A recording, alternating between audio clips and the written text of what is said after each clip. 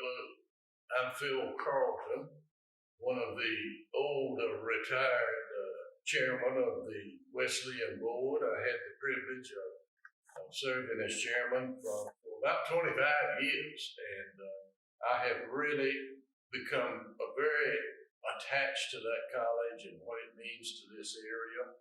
And I'm happy to be on this program with the other folks.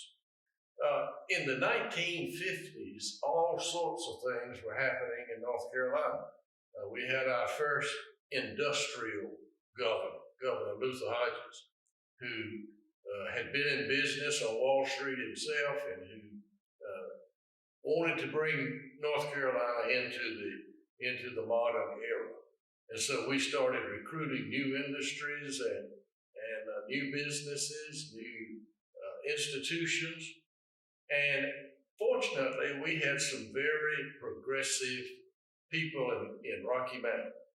People who understood that if Rocky Mount was going to be a part of the next century, it had to be sure that it had all the different institutions in place that a vibrant city needs. You have to have a vibrant public school system, healthcare, hospitals, doctors, and so on. And Rocky Mount had everything but one thing those gentlemen noticed.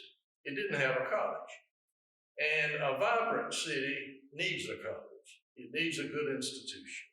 And so the founders started off by first talking to the Presbyterian Church about, they had announced that they were going to build a new college in eastern North Carolina. Long story short, they wound up choosing Laurinburg, where St. Andrew's School is located now. And then along came the Methodist Church. They had decided to build a college in eastern North Carolina. And they had chosen Fayetteville as that site. But the Rocky Mount founders, the Pearsall, Braswell families, the great founders, the generation of North Carolina ahead of me, older now, about as old as I am now, unfortunately, took the lead. And they began working with the Methodist Church and persuaded it to have two colleges instead of one. So that's what happened. In 1956, they went to the state of North Carolina authorities, got a charter, started building the buildings on campus, and opened its doors in 1960. So from 1960 until now, about 60 years, this college has been a vital part of this area of Edgecombe and Nash Campus. Now, we aren't the only college.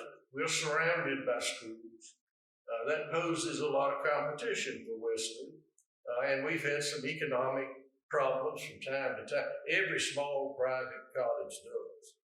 But we've always managed to come through. The people of Rocky Mount and the Methodist Church and the business community has always come forward and stood up. Think about this. Suppose it had to close for some reason. And this is a difficult time for all of us with this pandemic that we live in. And it's making things like having a Founders Day program almost impossible, which is why we're doing this. And so I'm here to urge you, I'm here to say that the history of the college is important, but more important today is the future of the college. And while I like to be remembered, like to have a good memory of the past and the leadership that we've had, I also like to think about a bright future for Wesleyan. I am convinced that the board and the administration are doing all they can, and I'm not a part of it anymore, but they're doing all they can to make Wesleyan what a new higher education institution needs to be. And all they need behind them is a strong community support. And I urge all of us to participate in it. And if we do that, that college will continue to be a vital part of this area. Thanks a lot.